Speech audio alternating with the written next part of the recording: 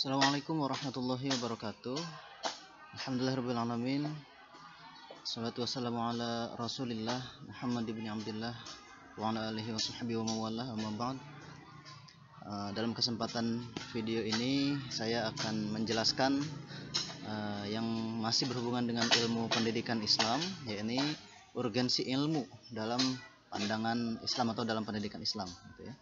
Ini menjadi penting karena kita tahu bagian dari pendidikan Islam itu adalah ta'lim ya. Yang disebut sebagai ta'lim itu proses pemaparan ilmu, pemberian ilmu, atau yang kita kenal sebagai istilah ta'lim. Nah, kita pahami dulu apa itu ilmu dan bagaimana kepentingannya ilmu dalam kehidupan manusia begitu ya. Nah, pertama makna ilmu dulu. Ilmu dalam bahasa Arab itu disebut sebagai arafa ya, atau ma'rifat, yang berarti pengetahuan. Nah, pengetahuan ini menjadi sesuatu hal yang sangat erat ya, karena tadi ilmu itu erat dengan arafa atau arif ya, kebijaksanaan arif itu sebetulnya. Jadi orang yang berilmu itu akan arif, akan mengetahui dan menjadi bijaksana dengan pengetahuannya itu. Jadi semakin berilmu seseorang maka akan semakin bijaklah ia. Sehingga penting bagi kita untuk menguasai ilmu di berbagai bidang, ya, terutama ilmu keagamaan tentu saja. Kemudian kaitannya dengan dunia pendidikan, kata ilmu itu juga berkembang menjadi beberapa term ya, banyak sekali. Seperti diantaranya ada kata alim, alimun ya, artinya orang yang mengetahui, orang yang berilmu ya, atau pintar lah gitu ya. Kemudian ada juga ulama.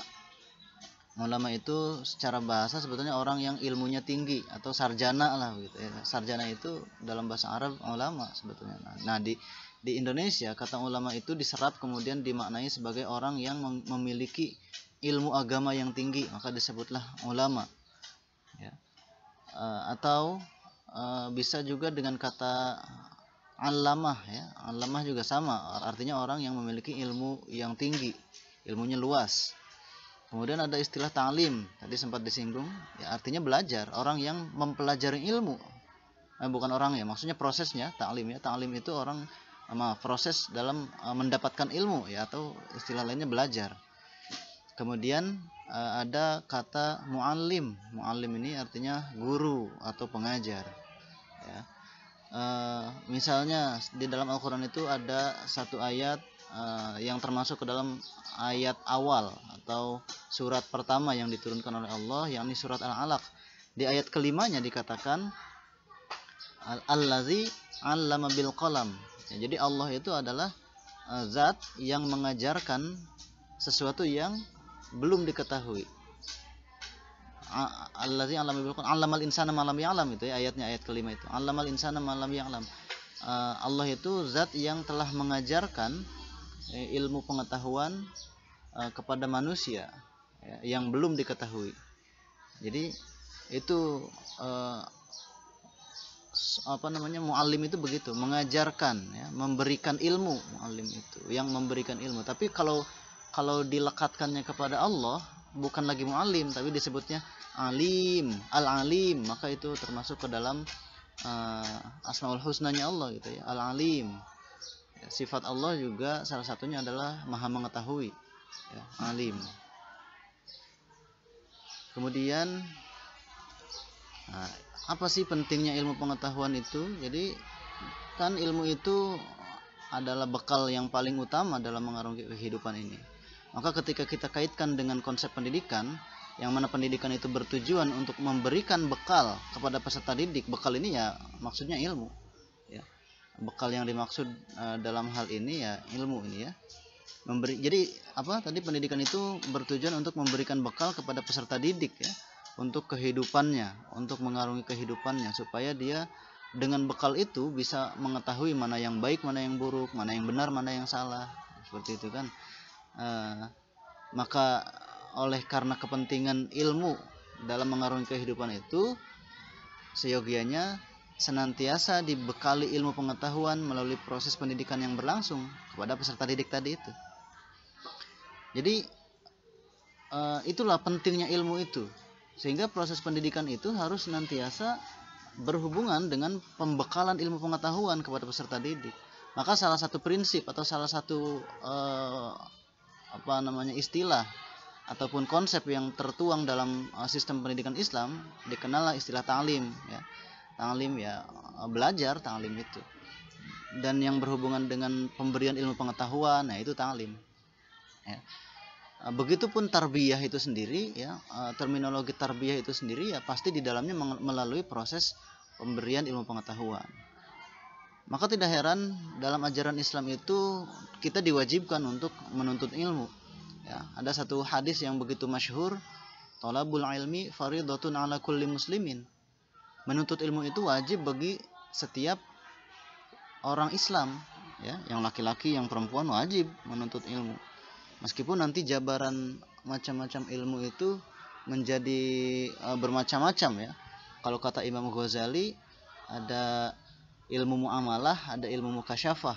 Nah, ilmu muamalah itu ada yang fardu ain, ada yang fardu kifayah.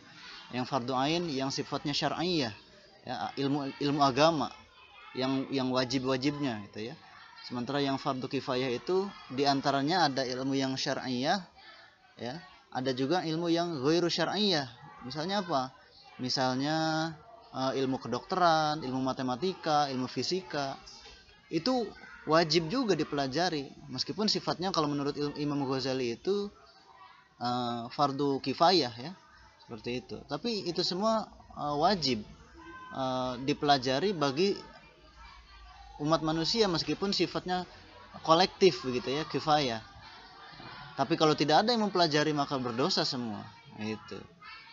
Karena yang sifatnya fardu kifayah itu yang meskipun disebutkan menurut Imam Ghazali tadi itu fardu kifayah gitu ya, atau yang ghairu syar'iyah, di luar syar'iyah, tapi itu penting untuk menunjang ilmu-ilmu yang syar'iyah gitu ya.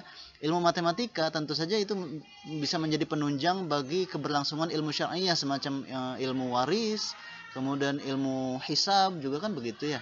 Jadi sebetulnya tidak ada dikotomi antara ilmu agama ataupun ilmu umum. Semuanya ilmu Allah, sama saja. Sehingga kita wajib untuk menguasainya. Meskipun tadi pemetaannya begitu ya, secara hukum ada yang ain ya, fardunya, ada yang juga fardu kifayah. Ya. Kemudian dalam prosesnya pun berlangsung sepanjang hayat. Dikatakan dalam hadis lain, utlubul ilma minal mahdi ilal lahdi. Tuntutlah ilmu dari buayan sampai ke liang lahat. Nah, jadi penting sekali itu ilmu pengetahuan sampai diperintahkan oleh Rasul itu dalam satu hadis tadi, belajar itu mulai dari lahir sampai ke menuju ajal begitu ya, sampai ke liang lahat. Ya memang kenyataannya begitu kan, begitu lahir kita belajar. Ketika kita tidak tahu apa-apa, tidak bisa apa-apa, ketika kita lapar ataupun haus, kita melakukan observasi, bayi itu observasi, maka untuk memenuhi keinginan haus dan laparnya itu dia menangis. Nah, dengan menangis itu dia kemudian mendapatkan makanan ataupun minuman dari ibunya kan begitu ya. Dan kemudian belajar berjalan, belajar berbicara dari apa yang dia dengar, dari apa yang dia lihat begitu kan. Itu belajar. Kemudian sampai besar, sampai dewasa, sampai mau mati pun masih diwajibkan untuk belajar. Jadi belajar itu tidak terbatas usia, tidak terbatas pada jenjang pendidikan, tidak. Ya. Sepanjang hayat. Maka dalam konsep belajar itu ada yang disebut sebagai long life education, pendidikan sepanjang hidup atau sepanjang hayat.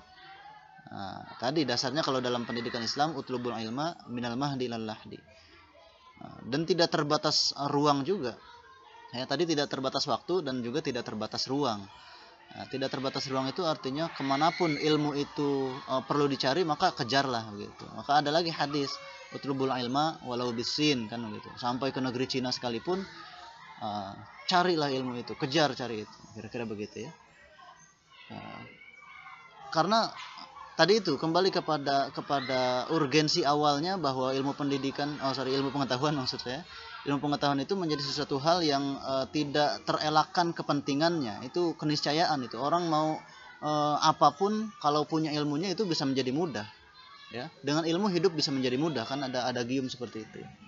Nah, kemudian ada hadis, man arada dunya fa alaihi bil ilmi wa man arada al akhirata fa alaihi bil ilmi wa man aradahuma fa alaihi bil ilmi. Barang siapa yang menghendaki kebaikan dunia, maka harus dengan ilmu. Barang siapa yang menghendaki kebaikan akhirat, maka harus dengan ilmu. Dan barang siapa yang menghendaki kebaikan dunia dan akhirat, kedua-duanya, maka harus dengan ilmu. Man arada dunya fa alaihi bil ilmi wa man arada al akhirata fa alaihi bil ilmi wa man aradahuma fa alaihi bil ilmi. Jadi tidak ada sesuatu hal apapun di dunia dan di akhirat ini kalau mau dikuasai, yaitu harus dengan ilmu, begitu ya. Sehingga ilmu itu kembali kepada hakikatnya, kebutuhan semua orang, ya, kebutuhan semua insan. Maka wajib bagi insan-insan yang membutuhkan itu untuk mendapatkan ilmu pengetahuan yang itu akan bermanfaat dalam kehidupannya, baik di dunia maupun di akhirat kalau pandangan Islam, ya. Kemudian ada di sini kedudukan orang yang berilmu, karena tentu saja orang yang berilmu ini ketika sudah diwajibkan menuntut ilmu, maka orang yang berilmu yang berhasil mendapatkannya itu akan mendapatkan kedudukan yang istimewa, begitu ya. Ya, karena tidak terlepas juga betapa pentingnya ilmu pengetahuan itu, sehingga orang yang menguasai ilmu sekali lagi adalah orang yang istimewa. Apa di antara keistimewaannya? Di sini saya mencatatkan ada 5 hal. Yang pertama, derajatnya orang yang berilmu itu tinggi di hadapan Allah. Gitu ya. Ini diabadikan di dalam Al-Quran surat Al-Mujadalah ayat 11. Yarfa'illahu allazina amanu minkum wallazina utul ilma darajat. Allah akan mengangkat orang-orang di antara kalian itu, orang-orang yang beriman dan orang-orang yang memiliki ilmu pengetahuan, beberapa derajat. Jadi diangkat derajatnya oleh Allah. Itu orang yang berilmu, ya, bersama juga orang-orang yang beriman. Nah, kenapa disandingkan dengan keimanan ilmu pengetahuan itu? Karena keimanan seseorang itu tidak akan sempurna kalau dia tidak memiliki ilmu. Tidak mungkin dia mendapat derajat keimanan yang tinggi di hadapan Allah kalau dia tidak memiliki ilmu. Sebab keimanan itu kan mencakup berbagai hal yang kaitannya dengan sifat-sifat ruhani dan jasmani, ya. Dan itu akan lebih sempurna lagi kalau dengan kematangan akliyahnya. Nah, itu harus dengan ilmu. Jadi iman itu kan tidak hanya sebatas pengakuan di dalam hati, tidak hanya sebatas keyakinan di dalam hati, tidak hanya juga sebatas pengakuan dengan lisannya, tapi juga dengan perbuatan sehari-harinya. Apa? Dia dengan ibadah, dengan akhlak, gitu ya. Dan ibadah dan akhlak itu juga tidak akan sempurna kalau tidak dengan ilmunya. Bagaimana orang melakukan satu ibadah tapi dia tidak tahu caranya? Tidak bisa, maka harus mengetahui ilmunya. Orang yang beriman itu tidak bisa, orang yang beriman itu asal-asalan, gitu ya. Maka ilmu ini menjadi pelengkap bagi orang-orang yang beriman, sehingga derajatnya diangkat oleh Allah itu ya orang-orang yang beriman dan juga orang-orang yang berilmu di antara kita. Yang kedua, keistimewaan orang yang berilmu itu adalah dia dikatakan di dalam satu hadis, al-ulama'u warasatul anbiya. Itu orang yang berilmu itu menjadi pewaris Nabi, ya, penerus perjuangan Nabi, bukan dalam hal harta, bukan dalam hal keturunan, nasab, bukan, tapi dalam hal keilmuan. Nah, perjuangan Nabi itu tidak akan sampai kepada kita hari ini, tidak akan juga sampai nanti hari akhir kalau tidak ada yang memperjuangkan dan melanjutkan keilmuannya, kan begitu ya. Oleh karena itu di dalam tradisi keilmuan Islam, ya, itu ada yang namanya sanad keilmuan. Jadi kita belajar agama itu harus punya sanad. Belajar Al-Quran harus punya sanad. Misalnya belajar kepada guru kita. Nah, guru kita ini nyambung gak sanadnya dengan Nabi, gitu kan? Ya.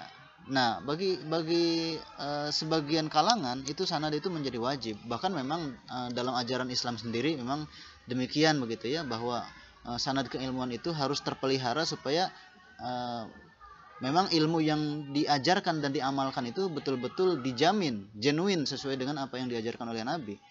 Sehingga dikatakan al-ulama warasatul anbiya itu ya memang sesuai dengan apa yang diajarkan Nabi. Ya.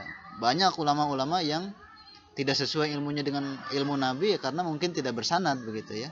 Maka sanad itu menjadi penting.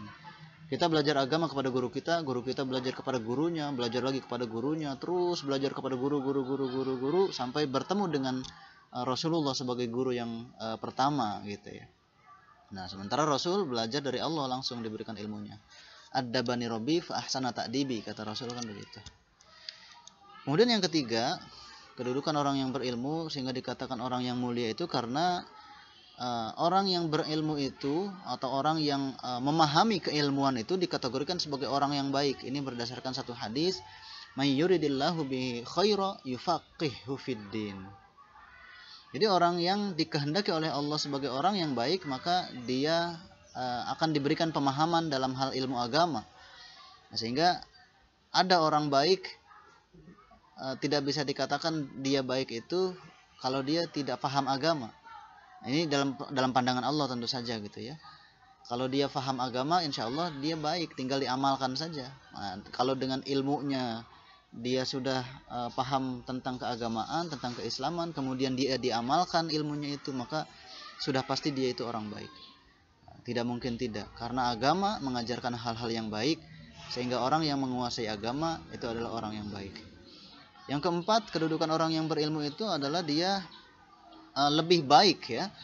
Meskipun hanya satu orang yang alim, orang yang berilmu itu lebih baik daripada 1000 abid, 1000 orang yang senang beribadah. Ini luar biasa sekali perbandingannya, 1 berbanding 1000. Satu orang alim itu lebih baik daripada 1000 orang yang hanya beribadah saja tapi tidak menguasai ilmunya, gitu ya. Maka tadi saya sampaikan di dalam kedudukan orang berilmu yang pertama, orang yang beriman itu tidak akan sempurna kalau dia tidak memiliki ilmu. Begitupun orang yang beribadah tidak akan sempurna ibadahnya kalau dia tidak menggunakan ilmu. Sehingga orang yang seorang yang menguasai ilmu itu lebih baik daripada 1000 orang yang beribadah tapi ibadahnya tidak menggunakan ilmu. Nah, ini ada satu keterangan hadis. Wala faqihun wahidun asyaddu 'ala syaitani min alfi 'abid. Dikatakan dalam hadis ini, satu orang yang berilmu itu lebih ditakuti oleh setan daripada 1000 orang yang senang beribadah. 1000 orang yang beribadah tapi tidak menggunakan ilmu dalam ibadahnya itu akan mudah digoda oleh setan. Ya, tapi orang yang berilmu, orang yang alim, meskipun hanya satu orang, setan takut. Itu. Karena sulit menggoda orang yang berilmu itu. Itu ya, dahsyat sekali. Begitupun ada dalam keterangan lain itu, kita mempelajari satu bab ilmu itu lebih baik daripada mengerjakan ibadah-ibadah lain gitu ya. Apa misalnya satu bab ilmu yang kita pelajari itu lebih baik daripada 1000 rakaat yang kita kerjakan. 1000 rakaat salat maksudnya, 1000 rakaat salat yang kita kerjakan. Karena dengan ilmu pengetahuan meskipun hanya satu bab itu akan mendatangkan banyak kebaikan-kebaikan berikutnya. Dan itu bisa bermanfaat bukan hanya bagi diri kita tetapi juga bagi orang lain gitu kan. Tapi kalau kita sholat bagus memang, tapi manfaatnya itu hanya akan kembali kepada diri kita. Beda kalau kita belajar ilmu ya, satu bab agama, ilmu agama, itu manfaatnya bisa dirasakan oleh orang yang mempelajari itu dan juga akan bermanfaat juga bagi orang lain karena dia kemudian mengajarkan ilmu itu ya, padahal hanya satu bab dibandingkan dengan 1000 rakaat sholat itu lebih baik ternyata. Dan yang terakhir, kedudukan orang yang berilmu di hadapan Allah, dia menjadi pembeda di antara orang-orang yang tidak memiliki ilmu atau orang bodoh lah katakan begitu ya. Ini di dalam surat Az-Zumar ayat 9 dikatakan, qul hal yastawil ladzina ya'lamuna wal ladzina la ya'lamun. Adakah sama orang-orang yang mengetahui dengan orang-orang yang tidak mengetahui? Nah, di sini Allah ayatnya sebetulnya konteksnya pertanyaan, tetapi lafaznya pertanyaan, teksnya pertanyaan, tetapi konteksnya ini adalah peringatan ya, bahwa orang yang berilmu itu tentu saja pasti berbeda dengan orang yang tidak berilmu. Orang yang pandai pasti akan berbeda dengan orang yang bodoh. Nah, seseorang itu dimuliakan karena ilmunya. Ya, itu sudah menjadi sesuatu hal yang mutlak itu. meskipun ada misalnya cara-cara memandang atau cara-cara memuliakan orang lain kan itu berbagai cara gitu ya. Ada yang melihat dari hartanya, ada yang melihat dari kedudukan di masyarakatnya, apakah dia misalnya pejabat begitu ya. Tapi di mata Allah yang lebih mulia di antara itu semua, antara orang yang memiliki harta banyak, orang yang memiliki kedudukan tinggi, jabatannya tinggi, dengan orang yang berilmu, itu lebih mulia orang yang berilmu. Maka tidak heran ketika dulu Nabi Sulaiman, ya, Nabi Sulaiman itu ditanya oleh Allah atau ditawarkan oleh Allah beberapa pilihan. Wahai Sulaiman, kamu memilih ilmu, memilih harta yang banyak, atau memilih kekuasaan. Ya. Nabi Sulaiman dengan kecerdasannya tentu saja memilih ilmu, sehingga dengan ilmu pengetahuan itu Nabi Sulaiman mendapatkan harta yang banyak, dikenal sebagai orang yang sangat kaya raya, hartanya begitu banyak, ya. Dan juga Nabi Sulaiman dengan ilmunya menjadi penguasa, memiliki kerajaan yang begitu besar, ya. Sehingga dengan ilmu pengetahuan itu bisa mendapatkan segala sesuatu. Kembali kepada hadis tadi di awal, man arada dunya fa'alaihi bil ilmi wa man arada al akhirata fa'alaihi bil ilmi wa man aradahuma fa'alaihi bil ilmi. Maka orang yang menguasai ilmu, maka kemudian dia akan menjadi orang yang bahagia di dunia dan di akhirat. Karena kita itu kan meminta kepada Allah untuk berbahagia di dunia dan di akhirat. Rabbana atina fid dunya hasanah wa fil akhirati hasanah wa qina azabannar. Kan begitu. Ya Allah ya Tuhanku, berikanlah aku kebahagiaan atau kebaikan di dunia, berikanlah aku kebaikan di akhirat, dan hindarkanlah aku dari siksa neraka. Nah, bagaimana Allah memberikan kebaikan di dunia? Ya Allah memberikan ilmu. Dengan ilmu itu akan menjadi petunjuk, sehingga dia tahu apa yang akan dia lakukan dan dia dapatkan, sehingga dia menjadi orang yang baik dan bahagia di dunia. Begitupun juga ketika Allah memberikan kebahagiaan atau kebaikan di akhirat, ya Allah memberikan kebaikan itu melalui ilmu, sehingga dengan ilmu itu dia mendapatkan petunjuk apa yang harus dia lakukan, sehingga dia bisa menjadi orang yang bahagia di akhirat kelak. Saya kira itu mudah-mudahan bermanfaat. Mohon maaf apabila ada kesalahan dan kekurangan. Terima kasih atas perhatiannya. Wallahul muwaffiq ila aqwamit thoriq. Wassalamualaikum warahmatullahi wabarakatuh.